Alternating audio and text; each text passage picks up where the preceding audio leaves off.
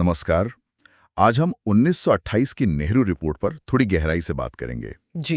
कि नेहरू रिपोर्ट आखिर थी क्या, इतनी जरूरी क्यों मानी जाती है और इसने भारत का भविष्य कैसे तय किया, खासकर ये देखते हुए कि ये भारतीयों की तरफ से संविधान बनाने की पहली बड़ी कोशिश थी। हाँ। और वो लॉर्ड बर्कनहेड वाली चुनौती भी थी कि भारतीय अपना संविधान बना ही नहीं सकते। ये रिपोर्ट उसका जवाब भी था एक तरह से। आपने बिल्कुल सही पॉइंट उठाया। नेहरू रिपोर्ट सिर्फ एक कागज का टुकड़ा नहीं थी, वो उस जमाने की भारतीय सोच, उनकी उम्मीदों की एक झलक थी।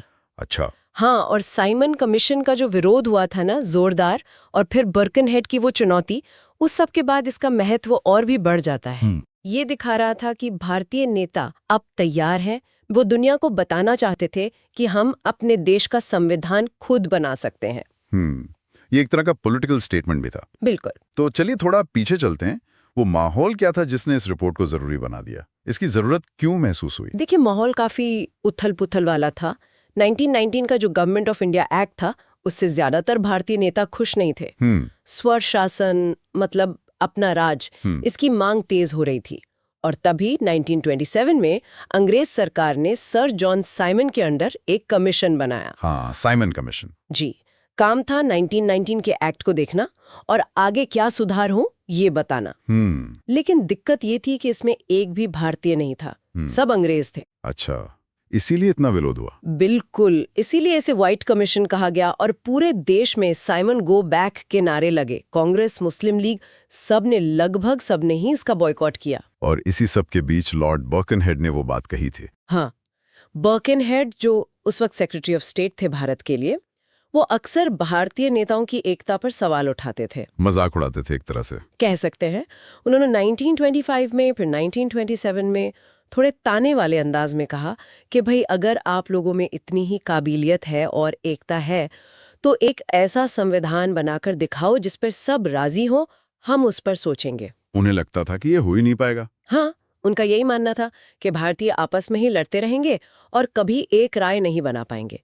ये सीधी चुनौती थी। तो भारतीय नेताओं ने इसे दिल पे ले लिया? बिल्कुल, उन्होंने इसे बहुत गंभीरता से लिया। ये एक मौका था अपनी काबिलियत दिखाने का, बर्कनहेड को गलत साबित करने का। तो दिसंबर 1927 में कांग्रेस का मद्रास में सेशन हुआ। वहां तय हुआ कि साइमन कमीशन का बॉयकॉट तो चलेगा ही, साथ में हम अपना संविधान बनाने के लिए सभी पार्टियों की एक कॉन्फ्रेंस बुलाएंगे। All parties conference? जी, ऑल पार्टीज कॉन्फ्रेंस।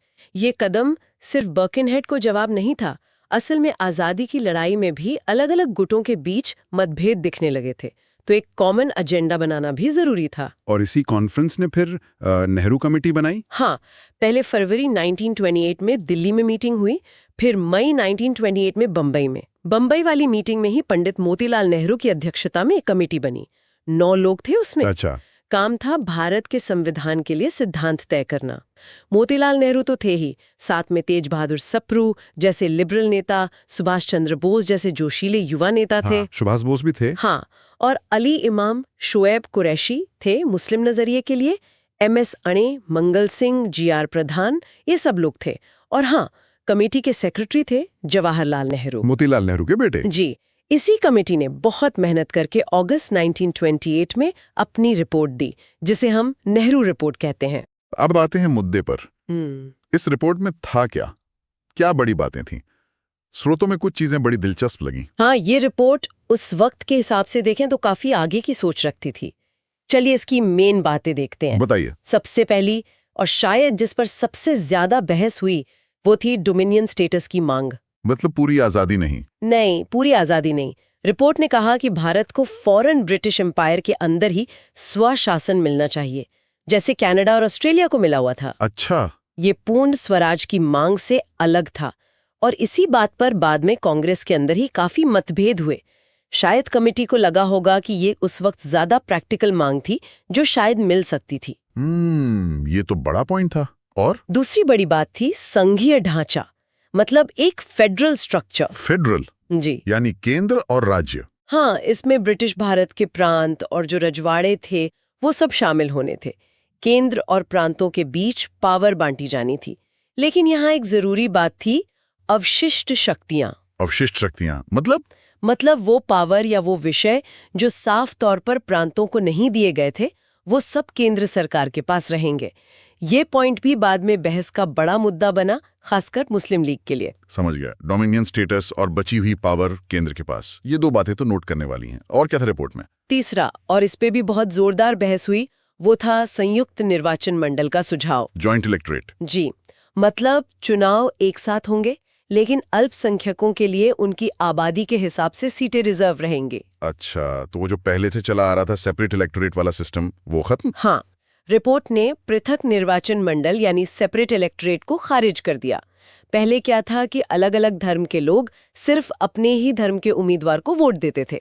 कमेटी को लगा कि जॉइंट इलेक्टोरेट से देश में एकता बढ़ेगी, लेकिन इससे जो माइनॉरिटीज थीं, खासकर मुसलमान, उनमें चिंता बढ़ गई। ये तो वाकई बहुत बड़ा बदलाव था। नागरिकों के हक, मतलब फंडामेंटल राइट्स, उनकी भी बात थी। बिल्कुल, ये रिपोर्ट की एक और बहुत खास बात थी। इसमें 19 मौलिक अधिकारों की लिस्ट थी। 19? हाँ, 19। काफी हद तक अमेरिका के बिल ऑफ राइट्स से प्रेरित लगती है ये लिस्ट।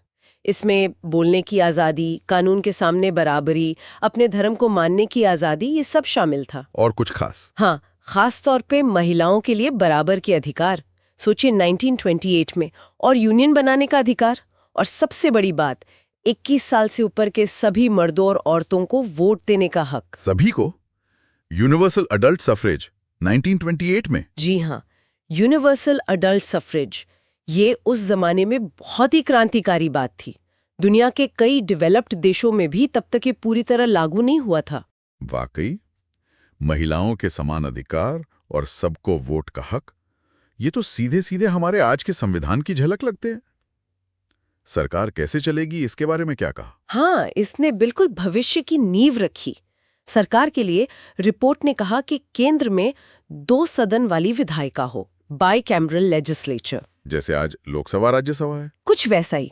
एक सेनेट ऊपरी सदन 200 सदस्य 7 साल के लिए, और एक हाउस ऑफ रिप्रेजेंटेटिव्स निचला सदन 500 सदस्य 5 साल के लिए। और सरकार का तरीका? केंद्र और प्रांत दोनों जगह जिम्मेदार सरकार, रिस्पॉन्सिबल गवर्नमेंट की बात थी।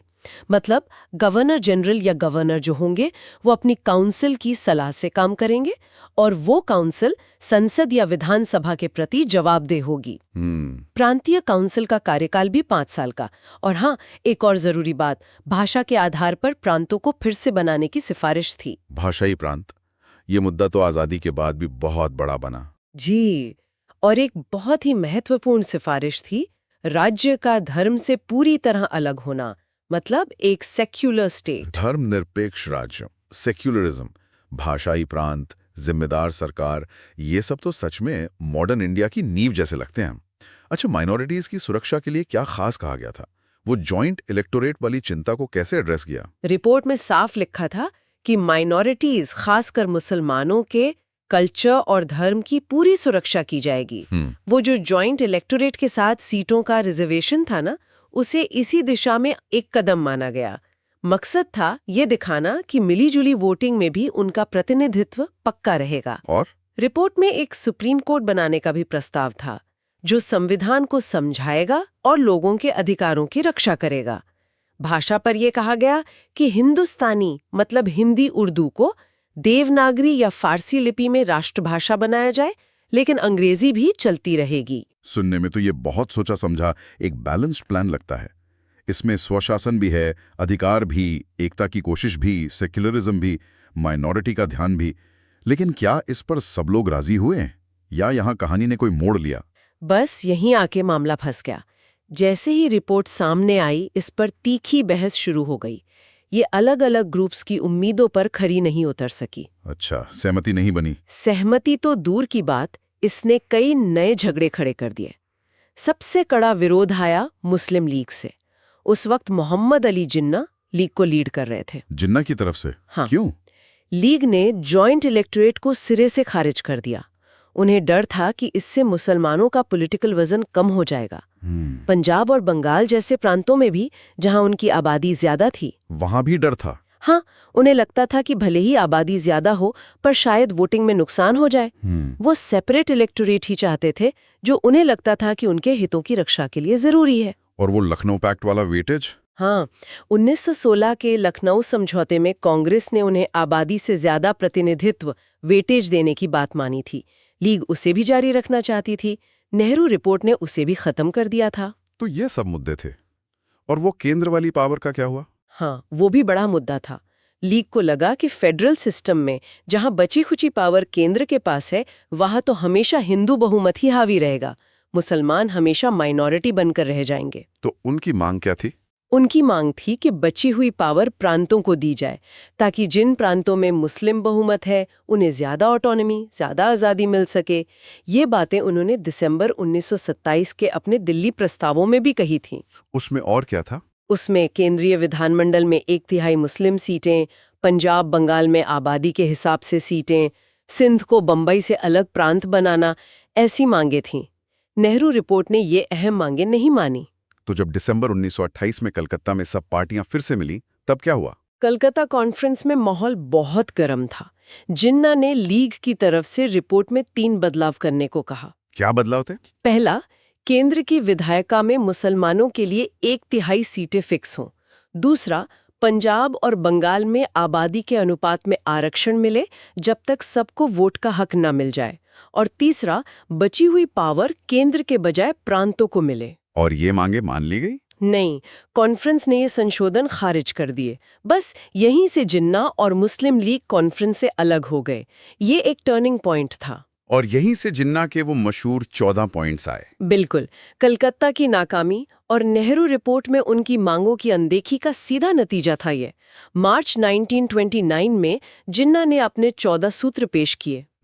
और ये पॉइंट्स अगले कई सालों तक मुस्लिम लीग की मेन डिमांड्स और उनका पॉलिटिकल एजेंडा बन गए। इसमें वही सब बातें थीं, फेडरल संविधान हो, प्रांतों को ज्यादा से ज्यादा पावर मिले और बची हुई पावर भी, सेपरेट इलेक्टोरेट वापस आए, केंद्र में 1/3 मुस्लिम सीटें हों, धर्म की आज़ादी हो, मुस्लिम कल्चर की हिफाजत हो, वगैरह वगैरह। तो मुस्लिम लीग की वजह से मुस्लिम लीग एक तरह से और अलग थलग हो गई या अपनी अलग पहचान पर और जोर देने लगी? हाँ, कह सकते हैं। नेहरू रिपोर्ट की विफलता ने कहीं न कहीं मुस्लिम लीग की अलग राह को और पक्का कर दिया। तो मुस्लिम लीग का विरोध तो समझ आता है, क्या और भी लोग थे जो रिपोर्ट के खिलाफ थे? हाँ, कई तरफ से विरोध था। खुद कांग्रेस के अंदर ही एक ताकतवर यंग ग्रुप था। लीड कर रहे थे जवाहरलाल नेहरू, मोतीलाल नेहरू के बेटे जी, और सुभाष चंद्र बोस। ये लोग रिपोर्ट में जो डोमिनियन स्टेटस की बात थी ना, उससे सख्त नाखुश थे। उन्हें ये कम लग रहा था? बहुत कम। उनके लिए ये एक अधूरा, पिछड़ा हुआ कदम था। वो मानते थे कि भारत को अब पूर्ण स्वराज, मतलब कंप्लीट इंडिपेंडेंस से कम कुछ नहीं मांगना चाहिए। अच्छा। उन्होंने डोमिनियन स्टेटस के आइडिया को सिरे से खारिज कर दिया। कहा कि ये तो समझौता है। और इसके विरोध में उन्होंने इंडिपेंडेंस फॉर इंडिया लीग नाम से एक अलग ग्रुप ही बना लिया, जो पूर्ण स्वराज के लिए दबाव डालने लगा। मतलब कांग्रेस खुद ही बटी हुई थी इस पर। हाँ। बेटा डोमिनियन स्टेटस चाहते थे, बेटा पूर्ण स्वराज। हाँ, ये बड़ी दिलचस्प सिचुएशन थी। ये दिखाती है कि कांग्रेस के अंदर जेनरेशन गैप और सोच का फर्क कितना बढ़ रहा था। मोतीलाल नेहरू और उनके जैसे पुराने लिबरल नेता शायद सोचते थे कि डोमिनियन स्टेटस एक प्रैक्टिकल पहला कदम है, इससे अंग्रेजों से बात आगे बढ़ेगी। लेकिन जवाहरलाल, बोस और नई पीढ़ी के लिए ये देश के सम्मान का सवाल था। वो किसी भी तरह की ब्रिटिश गुलामी मानने को तैयार नहीं थे। और कौन विरोध कर रहा था? इनके अलावा हिंदू महासभा जैसे संगठन थे। उन्हें भी रिपोर्ट से दिक्कतें थीं। उन्हें क्या दिक्कत थी? वो सिंध को अलग प्रांत बनाने और NWFP को पूरा प्रांत बनाने के खिलाफ थे। उन्हें लगता था इससे मुस्लिम मेजॉरिटी वाले प्रांत बढ़ जाएंगे। वो पंजाब और बंगाल में किसी भी तरह के कम्युनल रिप्रेजेंटेशन के भी खिलाफ थे और चाहते थे कि केंद्र मजबूत हो, मतलब एकात्मक सरकार हो। अच्छा। और सिख लीग ने भी पंजाब में अपने हितों की अनदेखी का आरोप लगाकर रिपोर्ट पर एतराज जताया। तो मतलब चारों तरफ से ही नाखुशी और आलोचना। तो फिर फाइनल नतीजा क्या निकला? क्या ये रिपोर्ट पूरी तरह फेल हो गई? और अगर हाँ, तो इसका हमारी आजादी की लड़ाई पर क्या असर हुआ? नतीजा यही निकला कि दिसंबर 1928 की कलकत्ता ऑल पार्टीज कॉन्फ्रेंस में नेहरू रिपोर्ट को आम सहमति से अपनाया नहीं जा सका। तो फिर कांग्रेस ने क्या किया? कांग्रेस ने एक तरह से बीच का रास्ता निकाला। उन्होंने ब्रिटिश सरकार को 1 साल का अल्टीमेटम दिया। अगर 1 साल में नेहरू रिपोर्ट लागू नहीं की तो कांग्रेस पूर्ण स्वराज के लिए आंदोलन शुरू कर देगी। और सरकार ने कुछ किया? सरकार ने कोई ध्यान नहीं दिया। तो फिर ठीक 1 साल बाद दिसंबर 1929 में कांग्रेस का लाहौर सेशन हुआ। वहां पूर्ण स्वराज को कांग्रेस ने अपना ऑफिशियल लक्ष्य घोषित कर दिया और सविनय अवज्ञा आंदोलन मतलब सिविल डिसोबीडियंस मूवमेंट की तैयारी शुरू कर दी। तो हाँ, मतलब रिपोर्ट अपने असली मकसद में तो फेल हो गई कि सब पार्टियां एक साथ आएं। हाँ, उस तात्कालिक मकसद में वो विफल रही, लेकिन इसकी कहानी बस इतनी ही नहीं है। इसकी विफलता के पीछे और क्या मायने थे, और क्या इसका कोई पॉजिटिव असर भी हुआ? हाँ, इसकी विफलता ने कई कड़वी सच्चाइयां सामने ला दी। जैसे? पहला, इसने दिखा दिया कि हमारे अपने राष्ट्रीय आंदोलन में कितने मतभेद थे। सिर्फ कांग्रेस और मुस्लिम लीग के बीच ही नहीं, बल्कि कांग्रेस के अंदर भी नरम दल और गरम दल, या कहें पुरानी और नई पीढ़ी के बीच। दूसरा, इसने हिंदू मुस्लिम दरार को और गहरा कर दिया। जॉइंट इलेक्टोरेट पर जो असहमति हुई और फिर जिन्ना के 14 पॉइंट्स आए, उसने भविष्य में बंटवारे की नींव को और मजबूत किया, ऐसा कहा जा सकता है। और तीसरा, इसने ये भी दिखाया कि सिर्फ मीटिंग और बातचीत के जरिए अंग्रेजों से अधिकार हासिल करना कितना मुश्किल था, खासकर तब जब हम खुद ही एकजुट नहीं थे। सही बात है। चौथा, डोमिनियन स्टेटस की मांग खारिज होने और रिपोर्ट के फेल होने से पूर्ण स्वराज की मांग मेन स्ट्रीम में आ गई। इसने ज्यादा आक्रामक राष्ट्रवादी आंदोलनों के लिए जमीन तैयार की, जैसे कि सविनय अवज्ञा आंदोलन। लेकिन क्या इसका कोई अच्छा पहलू भी था? बिल्कुल था। इन विफलताओं के बावजूद इसका महत्व कम नहीं है। ये भारतीयों द्वारा अपना संविधान बनाने का पहला सीरियस और डिटेल्ड प्रयास था। हाँ, ये तो है। इसने दिखाया कि भारतीय नेताओं में राजनैतिक और संवैधानिक समझ थी, और सबसे जरूरी बात, इसके कई सुझाव, खासकर मौलिक अधिकार, पार्लियामेंट्री सिस्टम, सेक्युलरिज्म, सबको वोट का हक, ये सब विचार आजाद भारत का संविधान बनाने के लिए एक बड़ी प्रेरणा और आधार बने। अच्छा। हाँ, आप हमारे संविधान के कई आर्टिकल्स देखेंगे तो उनमें नेहरू रिपोर्ट के विचारों की गूंज सुनाई देगी। तो अगर हम इसे समेटें तो नेहरू रिपोर्ट 1928 हमारे संविधान बनने के सफर में एक जरूरी पड़ाव थी, भले वो थोड़ा कंट्रोवर्शियल रहा हो। हाँ, इसने dominion status, fundamental rights, joint electorate जैसे प्रोग्रेसिव आइडियाज तो दिए, लेकिन उस वक्त की जो पॉलिटिक्स थी, जो अलग अलग गुटों की उम्मीदें थीं, हाँ, खासकर मुस्लिम लीग और यंग नेशनलिस्ट्स, हाँ, उनको एक साथ नहीं ला पाई। सही, एकता की कोशिश में शायद दरारें और बढ़ गई। बिल्कुल सही कहा आपने। इसकी कहानी हमें याद दिलाती है कि आज़ादी की लड़ाई कितनी उलझी हुई थी। अलग अलग समुदायों, अलग अलग विचारधाराओं के बीच भरोसा बनाना, सहमति बनाना कितना बड़ा चैलेंज था। ये दिखाता है कि भारत जैसे डाइवर्स देश के लिए एक ऐसा संविधान बनाना जो सबको साथ लेकर चले, कितना मुश्किल और नाजुक काम रहा होगा। ये सिर्फ गुजरे वक्त का सबक नहीं है, ये आगे के लिए भी सोचने वाली बात है। और ये सोचने पर मजबूर करता है कि अगर मान लीजिए 1928 में नेहरू रिपोर्ट पर सब राजी हो जाते तो भारत का इतिहास शायद कुछ और होता। क्या बंटवारा टल सकता था? कौन जाने। हाँ, ये क्या होता अगर वाले सवाल इतिहास में हमेशा रहते हैं। लेकिन वो जो चुनौती थी अनेकता में एकता लाने की, माइनॉरिटी के अधिकारों और मेजॉरिटी की इच्छाओं के बीच बैलेंस बनाने की, जो नेहरू रिपोर्ट के टाइम पर इतनी उभर कर सामने आई, वो आज भी हमारी सोसाइटी और पॉलिटिक्स में मौजूद है ना? बिल्कुल, ये एक निरंतर चलने वाली प्रक्रिया है। ये रिपोर्ट हमें उस दौर की उम्मीदों, उनकी सीमाओं और उन कड़वी सच्चाइयों को बेहतर समझने में वाकई मदद करती है।